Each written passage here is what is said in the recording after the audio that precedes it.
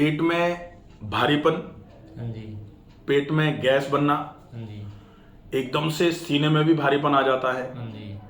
गर्दन और सिर भी भारी रहता है, ये नाड़े नाड़े ये जो है ना ये खिंचे रहते हैं हमेशा, ये टाइट टाइट रहते हैं। ये नाड़े टाइट रहती है।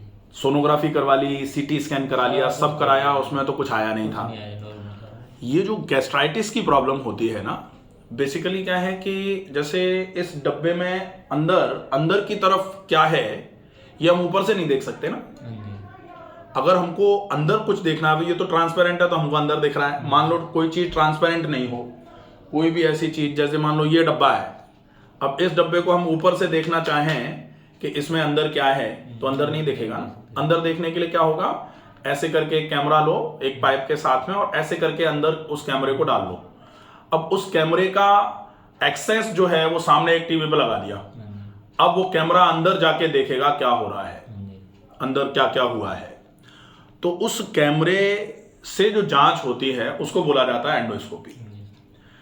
एंडोस्कोपी में दो तरीके की एंडोस्कोपी होती है। एक तो होती है अपर एंडोस्कोपी, मतलब ओरल कैविटी से कैमरा गले से होते हुए, आहार नाल से होते हुए आमाशय तक और छोटी आंत के पहले वाले भाग तक के हिस्से को देखता है, जिसको डियोडिनम कहा जाता है। और एक होती है लोअर एंडोस्कोपी, जिसको सामान्य तौर पर कोलोनोस्कोपी भी कह देते हैं, क्योंकि वो कोलोन के अंदर क्या हो रहा है उसको देखने का काम करती है। तो वो एनस से कैमरा डाला जाता है गुदा द्वार से होते हुए, और फिर वो रेक्टम, सिग्मोइड कोलोन और बड़ी आंत का जो भाग है उसको देखती है।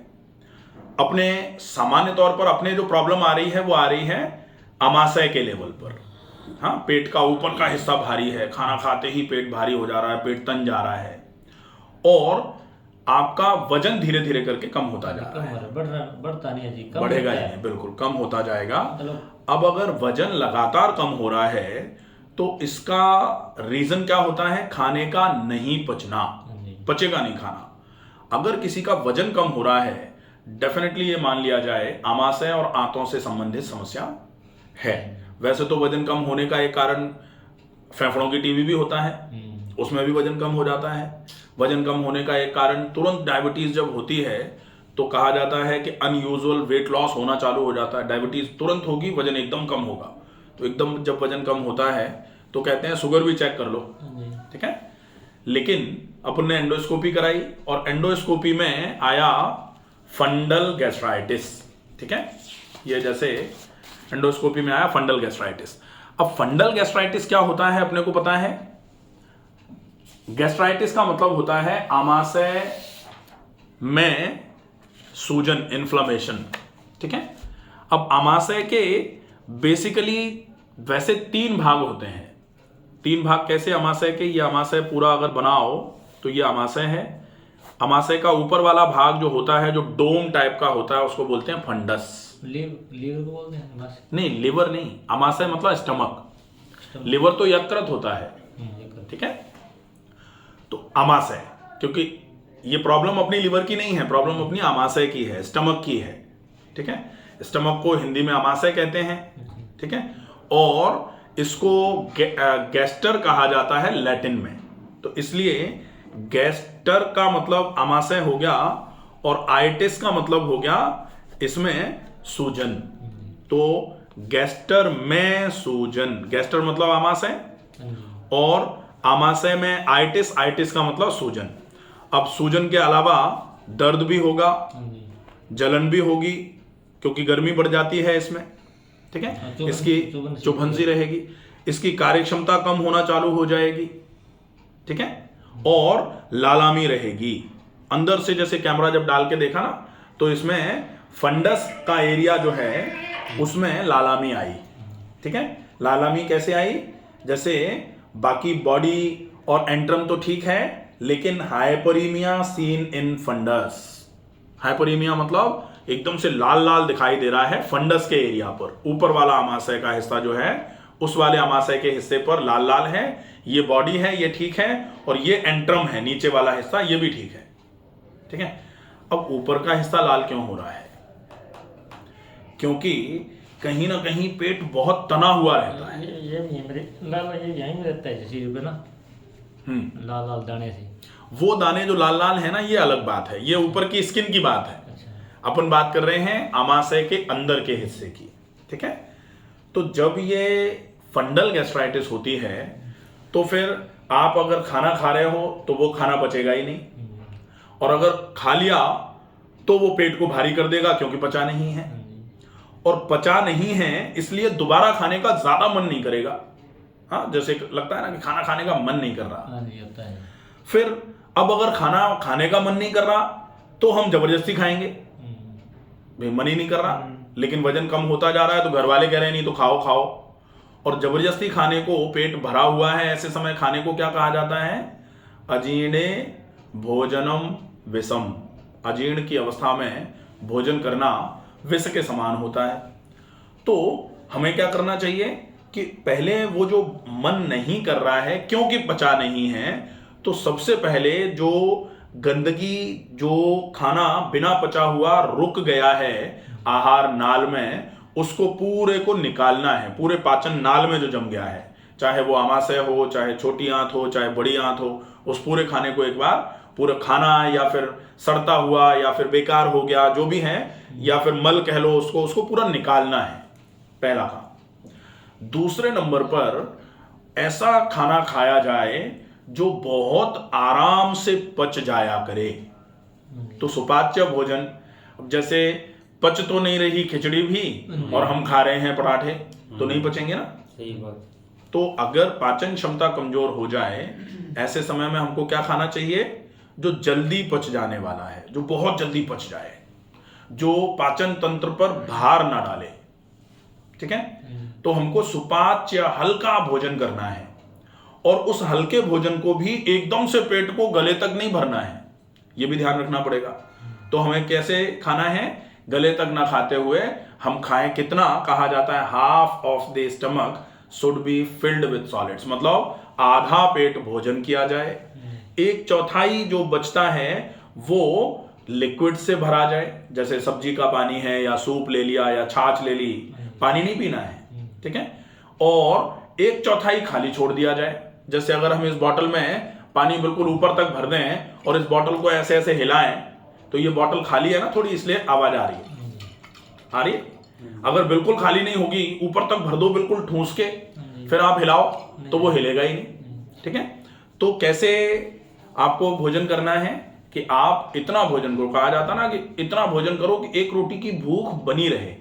और हम क्या करते हैं, भोजन जब करने पे आते हैं तो भूख को जब तक बिल्कुल ही खत्म नहीं कर देते ना, तब तक रुकते नहीं, तो मुश्किल हो जाती है व्यवस्था, ठीक है। तो भोजन में ये ध्यान रखना पड़ेगा। फिर जो भोजन हमने कर लिया है उस भोजन को पचाने के लिए भी प्रयास करना पड़ेगा।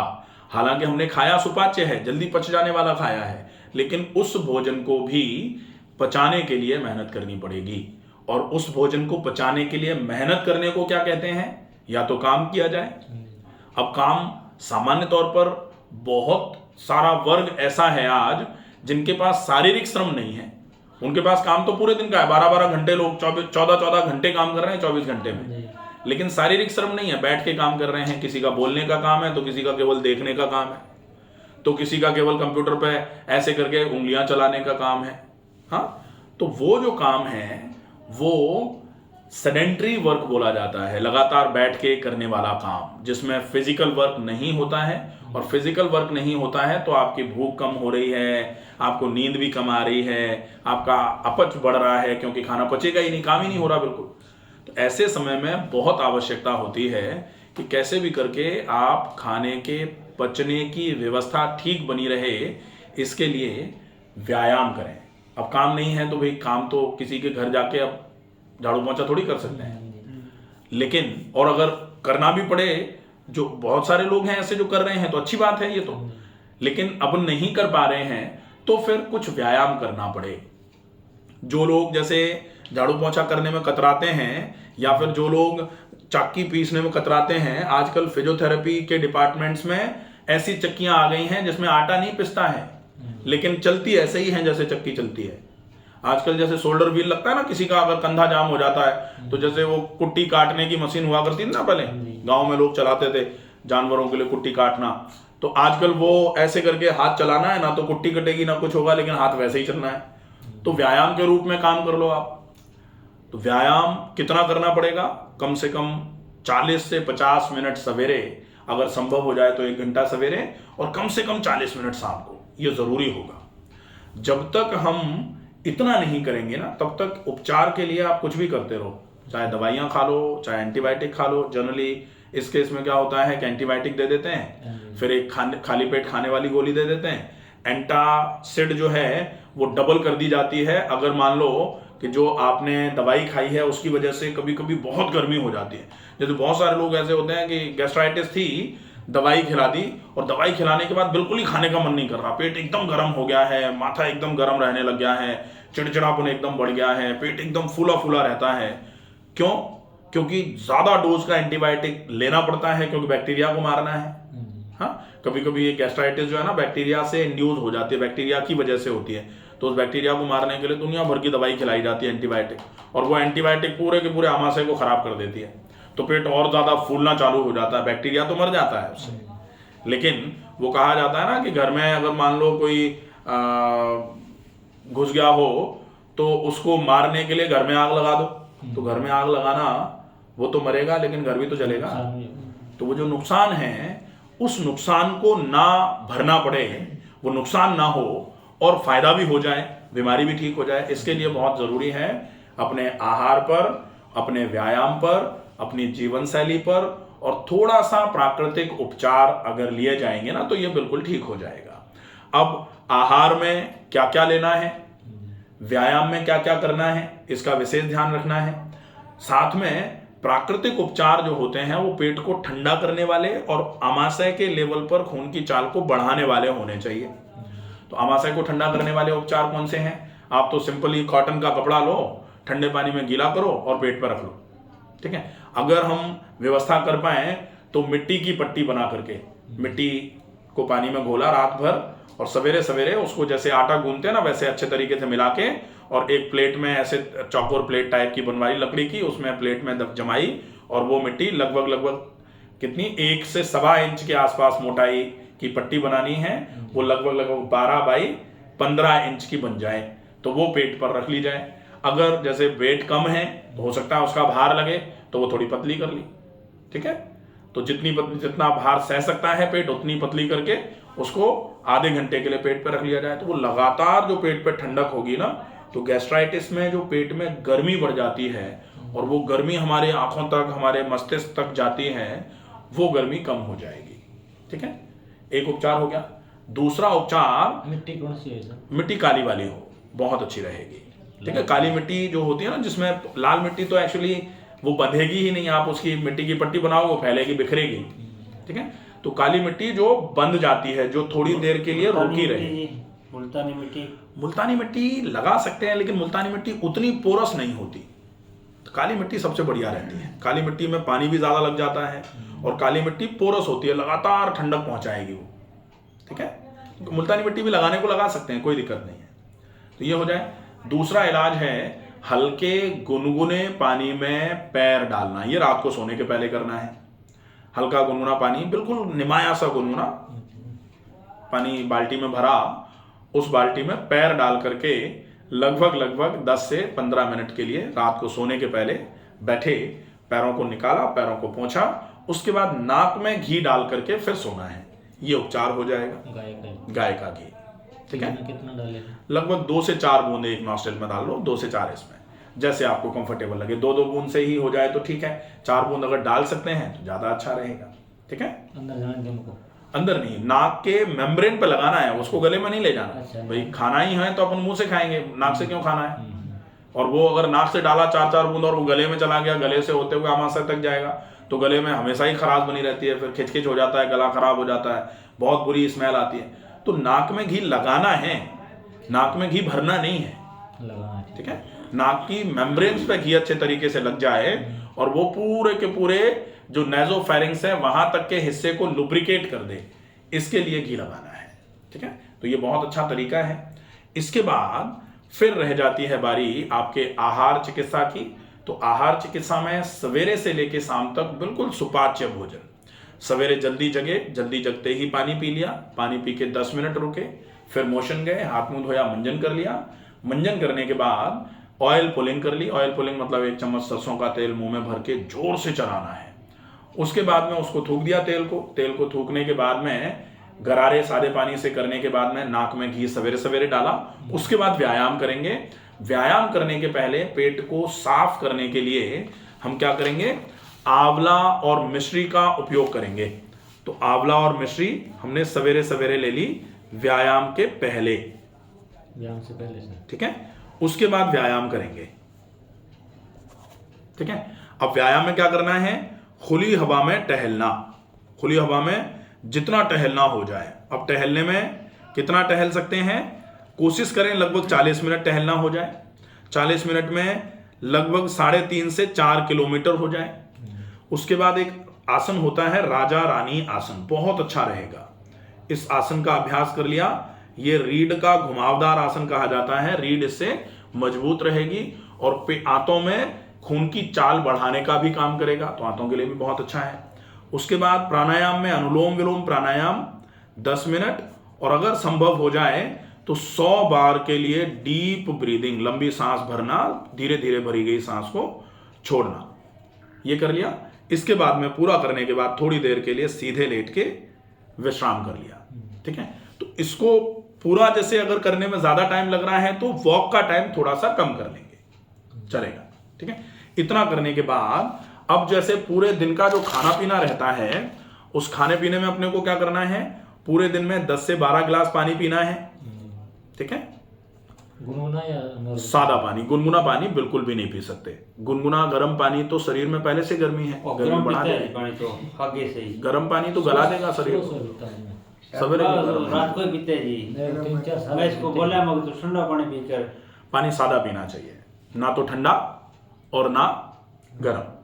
सादा पानी, जैसे जो जानवर होते हैं उनको आप महीने भर गर्म पानी पिला दो, बीमार हो जाएंगे। वो तो सादा ही पानी पीते हैं, झरने का पानी पी रहे आजकल हैं, सर्दी में आराम से रह रहे हैं। धूप में गड़ा हो उसका पी सकते हैं। हाँ, उसका पी सकते हैं, चलेगा। धूप में आप इसको भर के रख लो, कांच की बोतल को, इसका पानी पी लो, वो चल जाएगा। लेकिन आग पे उसको गर्म कर करके पिएंगे ना तो शरीर में गर्मी की तासीर बढ़ जाएगी। वैसे तो धूप में रखा हुआ पानी भी सम जो हो जाए ना उसको पी लो। धूप में भी ज्यादा, जैसे कभी कभी होता है ना, धूप में टंकी रखी हुई है, बहुत तेज गर्म पानी हो गया, वो भी गर्म का तो काम करेगा ही। और शरीर में गर्मी जितनी बढ़ेगी, पहले से ही गर्मी बीमारी की वजह से बढ़ रखी है, अब अपन गर्म पानी पी पी के और गर्मी बढ़ाएंगे, तो इस समस्या में तो गर्म पानी बिल्कुल वर्जित है, कतई नहीं पी सकते। आपको खांसी हो रही है, जुकाम हो रहा है, गले में खराश हो रही है, आपको अस्थमा का अटैक आया हुआ है, आप गुनगुना पानी पी लो। आपको वात का रोग है, जोड़ों में जकड़न हो रही है, तो कहा ही जाता है वात वृद्ध हो उष्ण कामिता। वात जब बढ़ता है तो गुनगुनी चीजें खाई जाए, गर्म पानी पिया जाए, गर्म वातावरण में रहा जाए, ये उपचार के रूप में। लेकिन जब पित्त बढ़ा हो तो पित्त वृद्ध हो शीत कामिता। जब पित्त बढ़ता है तो ठंडी चीजों का उपयोग करना चाहिए, गर्म का नहीं, ठीक है। तो गर्म पानी तो बिल्कुल भी नहीं लेना है, विशेष ध्यान रखो, ठीक है। फिर व्यायाम करने के बाद आप मुनक्का खा लो, ठीक है। व्यायाम के बाद मुनक्का 7, अंजीर 1, और अगर पच जाए तो खजूर आ रहे हैं अभी, तो खजूर 2 से शुरू करो। रात को भिगो इन सब चीजों को 1 कप पानी में, और सवेरे सवेरे उनको चबा के खाओ और पानी को पी लो, ठीक है। शाम को भिगोना है जी। रात को भिगो के, ठीक है। अंजीर को जी, अंजीर को भी पूरा, मुनक्के, अंजीर, खजूर सारे। ये कितने टाइम तक लेनी है जी? इसको लगभग पहले 21 दिन करो। 21 दिन के बाद फिर मुझे बताना क्या कितना आराम हुआ है, फिर आगे का देखेंगे। उसके बाद 8 बजे के आसपास एक सेव खा लो। सेव छील के खाएंगे, ये ध्यान रखना है, छिलका नहीं खाएंगे। छिलका नहीं खाया जाएगा, और छोटे छोटे टुकड़े करके खाएंगे, बहुत चबा के। फिर नाश्ते में वेजिटेबल दलिया या खिचड़ी। चावल मेरे को जी एलर्जी करते हैं जी। चावल एलर्जी करते हैं तो वेजिटेबल दलिया ले लो, दलिया, ठीक है। दलिया में क्या क्या डाल सकते हैं? दलिया में जैसे लौकी, तोरई, टिंडा, परवल, कद्दू, ये सब डाल लो, मूंग, और मूंग और गेहूं का दलिया या ज्वार का दलिया या जौ का दलिया मोठ भी डाल सकते हैं। डाल सकते हैं, चलेगा, ठीक है। चने नहीं डाल सकते? चने नहीं डाल सकते, चने हैं, राजमा हैं, छोले हैं, मूंगफली, ये सब चीजें नुकसान करेंगी।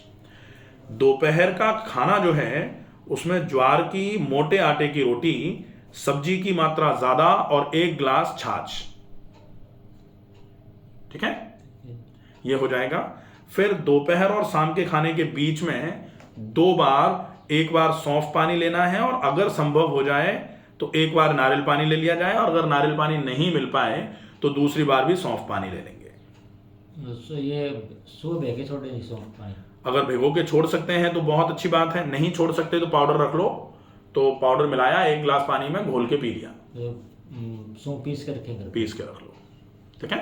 शाम का खाना 7 साढ़े 7 बजे के पहले पहले होगा, और शाम के खाने में मोटे आटे की ज्वार की रोटी होगी, सब्जी की क्वांटिटी ज़्यादा होगी। रात को सोने के पहले अगर संभव हो जाए तो थोड़ा सा या तो खसखस, अब अभी जैसे थोड़ी ठंड है तो खसखस जो है ना, बीज मिल जाएंगे खसखस के, उनको अच्छे तरीके से या तो मिक्सी में चर्न करके अच्छे तरीके से ग्राइंड करके रख लो, तो 1/4 चम्मच खसखस का पाउडर आपने मिलाया सौंफ के पाउडर के साथ 1 चम्मच, और 1 गिलास पानी में घोल करके उसको पीना है। अगर खसखस ज़्यादा ठंड करे तो फिर अपन सौंफ का पानी ही रात को सोने के लगभग 1 घंटे पहले पी करके सोएंगे, ठीक है। इसके अलावा अगर बीच में भूख लगेगी तो फिर उस भूख को मिटाने के लिए हम फल खा सकते हैं। फल में क्या खाना है? अनार खा सकते हैं, केला खा सकते हैं। केले से कब्ज अगर होगी तो केले को थोड़ा सा इलायची के साथ में खा लेंगे, इलायची के साथ में। हाँ। अमरूद खा सकते हैं जी? अमरूद खा सकते हैं, लेकिन दोपहर में 4 बजे के पहले पहले, मतलब शाम को 4 बजे के पहले पहले। संतरा, अमरूद, संतरे नहीं खा सकते, संतरे नुकसान करेंगे, खटाई में आते हैं ना संतरे। दही सर? दही बिल्कुल ताजा है तो बिल्कुल कम मात्रा में खाया जा सकता है। अगर ज्यादा दही खा लेंगे तो पचेगा नहीं, क्योंकि दही भारी होता है, दही में घी निकलता है, दही से ही तो मक्खन निकलता है, मक्खन से घी बनता है, तो वो ज्यादा मात्रा तो फिर भारी हो जाएगा, नहीं पचेगा। छाछ ले सकते हैं, छाछ आराम से ले लिया जाए। छाछ अगर ऐसा लेना है कि छाछ सादा नहीं पसंद आ रही है तो छाछ में मिश्री मिला के ले लो, बढ़िया रहेगा, ठीक है। तो ये पूरा रूटीन अच्छे से फॉलो करना है। अगर इसका अच्छा फॉलो अप करेंगे, डेफिनेटली इस गैस्ट्राइटिस की समस्या में आपको बहुत अच्छा आराम हो जाएगा। 2 विशेष बातों का ध्यान रखना है, खाने को पिएं और पानी को खाएं। खाने को पिएं का मतलब खाने को बहुत चबा के खाया जाए, और पानी को खाएं का मतलब पानी को बिल्कुल चाय की तरह धीरे धीरे सिप कर करके पिया जाएगा। गेहूं की नहीं रोटी नहीं खानी? गेहूं अगर नहीं खाते हैं ना तो ज़्यादा फायदा होगा, जल्दी फायदा होगा।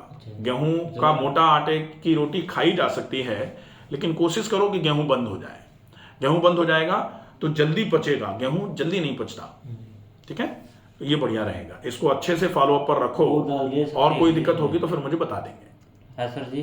दूध नहीं ले सकते, इसमें जो नहीं है वो नहीं है आपके लिए। फिलहाल जो बताया है सिर्फ उतना ही है। दूध स्पेशली बिल्कुल बंद रहेगा।